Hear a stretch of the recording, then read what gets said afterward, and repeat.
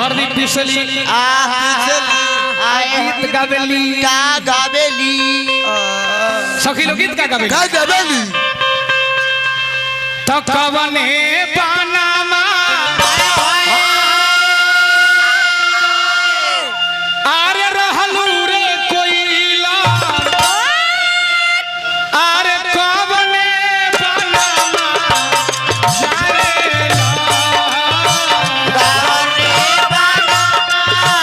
रहलू रे कोइलो कवने पानामा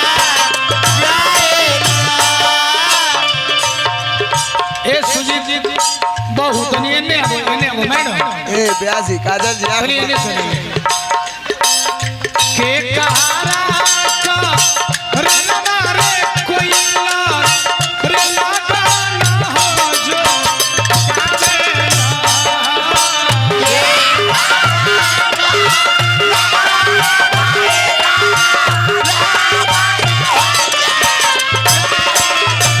के कहारा का रलना रे कोइला रे लगा ना हो जो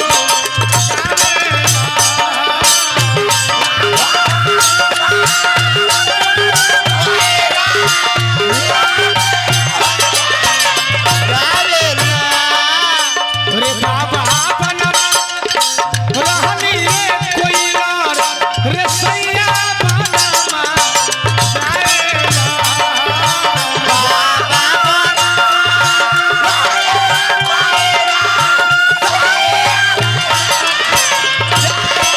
रे सीता बेटी के कारण रे कोइला रे लगा ना हो जो गावेला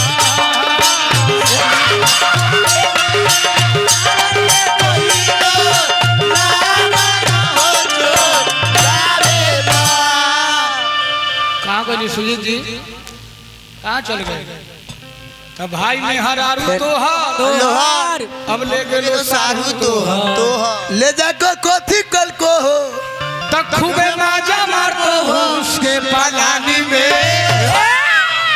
अब तो हेल गेलो भैंसी तो कहाँ चल गए बड़ा सुंदर हमारा साथ कमेटी कहे थे कि का तो हमर मेरारू गलत खूब करैत रहे ऊपर का के दोस्त बुझ गलियो जाहे देवता जनियो तू ही यही तरह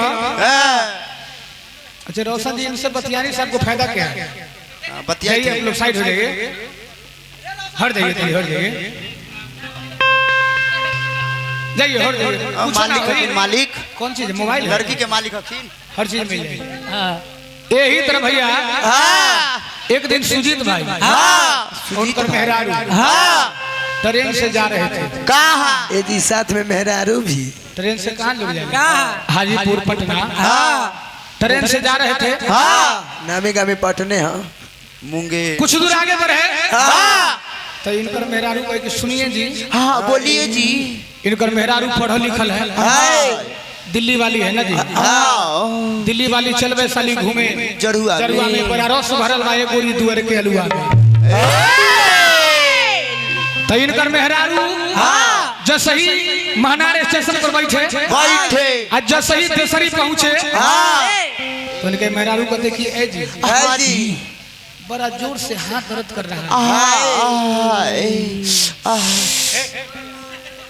दर्द होई छी कलाई में दर्द होता बड़ा जोर से हाथ दर्द करता सुजीत भाई हाथ लिया चुम्मा ले लिया हो जा प्रेम से सुजीत भाई हाथ धरे इसमें चुम्मा ले लिया अब तो सच में ले लिए दर्द खत्म हो गया ठीक करे ना आगे बढ़े तो कहिए कि जानू मेरे बहुत दर्द माथा फूट बस के दर्द ओ दादा बड़ी दुखाड़ा ना टेंशन का ले बेचारे ऐसे किया चुम्मा ले लिए कहिए इनकर मेहरारू कहा कि अब आफियत आ रहा है फिर आगे बढ़े कि बड़ा जोर से पैर दर्द कर रहा है बेचारा पैरवा उठाया मुंह में लगा दिया कहीं किलो चुम्मा ले लिए, दर्द खत्म हो गया।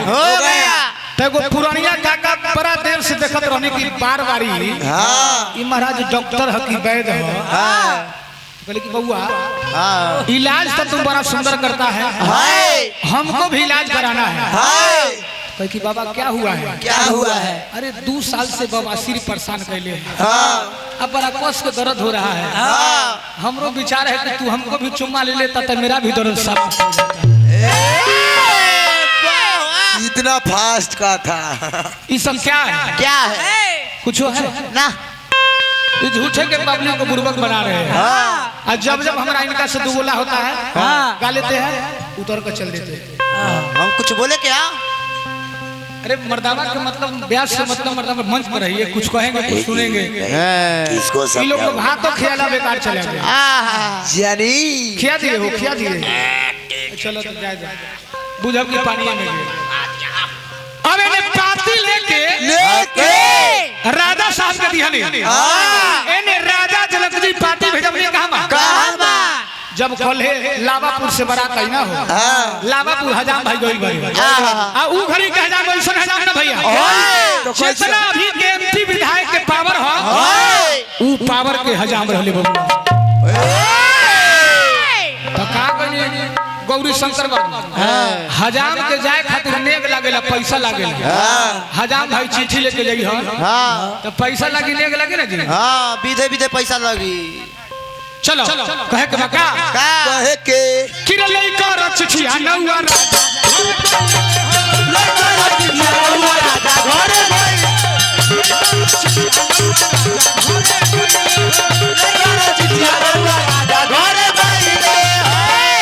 लई कर चिठिया नौआ राजा घरे गइले हो त नगरी में होला जय जय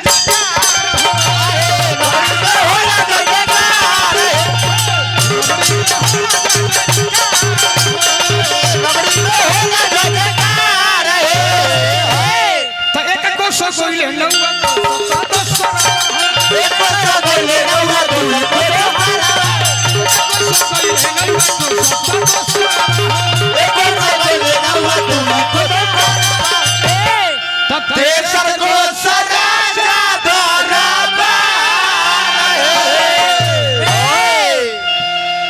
चिट्ठी लइए। राजा साहब के हाथ में हजाम भाई चिट्ठी देखने दिया नहीं। चिट्ठी में लिखल बा कि सिरों से पतलिखा राजा जनक से समधी साहब के प्रणाम। समधी साहब के मालूम की 3 तारीख के बारात लेके आवे के बाद 4 मर्दादी अब 5 के पतो लेके जाएंगे। यह बात के बबुआ मन में चिंता कईनी कहले कि जाए विश्वामित्र जी बुढ़ारी में बेटा भाई, लेकिन श्रद्धा में गर्दा लगा दी हलो। लेकिन हजाम भाई कहले कि सुनिए आपका बेटा 10,000 वीर के मुंह में गरखा लगाया है। अरे आप सज धज के बराती तो लेके आइए। एने बबुआ धूमधाम से लगन के तैयारी होता। एने 5 दिन पहले माई बही लगन जगावेली, बड़ी पारेली, नाना प्रकार के भजन लोग गावेली। एने आबो एने बबुआ जब सखी लोग ए सुजीतवा के मेहरारू एक काजल एने चले आबो, लोगन के गीत होता अब तू चले आबो। अब तोरो के बेरी मिल जाई फूके खातिर। एतने ना बबुआ यह परिवार में जब होल होई तो मनीष भैया के मेहरारू, चंदन जी का मेहरारू, राजू भाई के मेहरारू और के को तनियोनी बैठा, चंदन भाई के मेहरारू, राजू भाई के मेहरारू सब लोग संझा गावेली के